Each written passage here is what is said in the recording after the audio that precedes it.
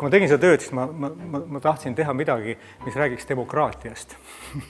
et põhimõtteliselt tõesti, kõigil on õigus nagu kõigele. Et ei ole niimoodi, et mingi inimgrupp on nagu suuremate õigustega või elab avaramas ruumis ja mingi inimgrupp elab kitsamas ruumis. Et põhimõtteliselt me oleme kõik nagu loomad ühes loomaaias ja üks ei ole parem või halvem kui teine, et meil on kõigil õigus olla täpselt niisuguses olukorras, nagu me tahame ja saame.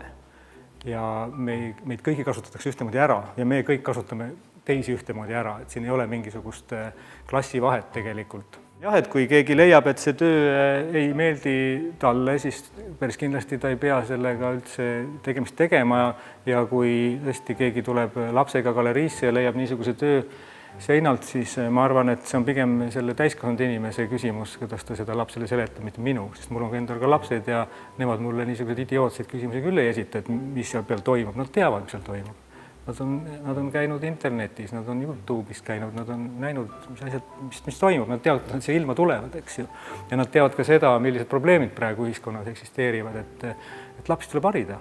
Mina jah, juba oma 52 eluaastaga ja pea 30 aastaga aktiivselt kunstnikuna, siis minu ülesanne on pigem püsida jätkuvalt nagu ergas ja terav ja ma pean tõesti tunnistama, et ainult Eestis elades sa seda ei suuda teha, sest see on samamoodi nagu sa elad kogu aeg ühes toas ja väljas ei käi, et sa lihtsalt kaotad perspektiivi ja kaotad nagu dimensioonid ära, et sa pead vahepeal nii-öelda, ma olen ise väiksest kohast pärit, ma pean vahepeal linnas käima, et hambaarsti juures käia ja nii ja naa, et sa pead nagu vaatama, mida teised inimesed ka teevad.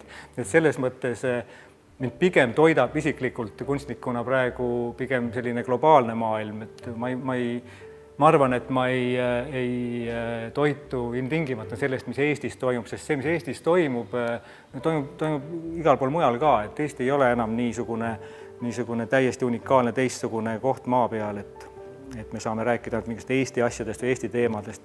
Loomulikult eralduvad kõiksugused subkultuurid, et asi on iseenesest väga mulle õudselt meeldib see aeg, mis praegu on, et käisime paar aastat tagasi, olime lastega Ameerikas ja seal nad nägid esimest korda, koolis olid kolm tualetti, ust olid kõrvuti, et olid poiste ja tüdrukute ja siis nagu mõlemi või siis nii-öelda siuke gender neutral, eks ju.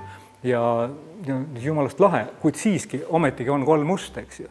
Nii et me ei saa öelda, et kõik on nagu tolerants, nagu hõlmab kõik enda alla, et lihtsalt tuleb valikuid juurde, aga ega need valikud kuhugi ei kao, neid tuleb juurde.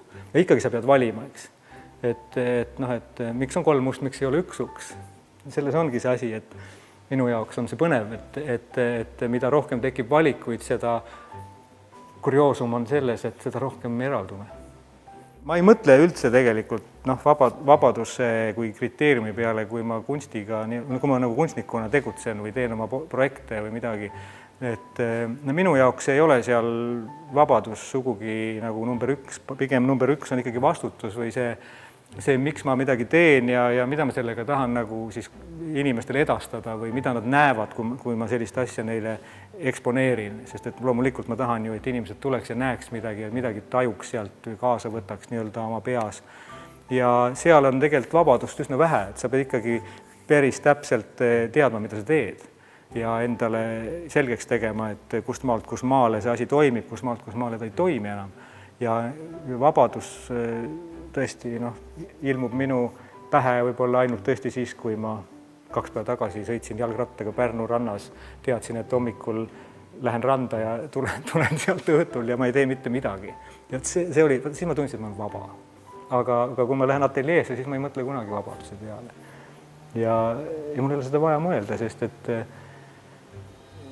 mul ei ole aega seda mõelda, mul on nii palju teisi asju mõelda. Mida ma mõtlen, ma olen nii tohutult vaba, nüüd ma teen loomingut. See on minu töö, see ei ole vabadus, et ma ärkan üles ja ma peangi minema ateljeesse ja ma peangi tegema, sest et mul on deadline'id ja tähtajad ja tuleb see näitus ja ma pean saatma mingid failid kuhugi ja ma pean vastama meilidele, et vabadusest ei ole seal üldse midagi rääkida. Vabadus on ikka siis, kui sa oled rannas, eriti maas ja jood jäävett.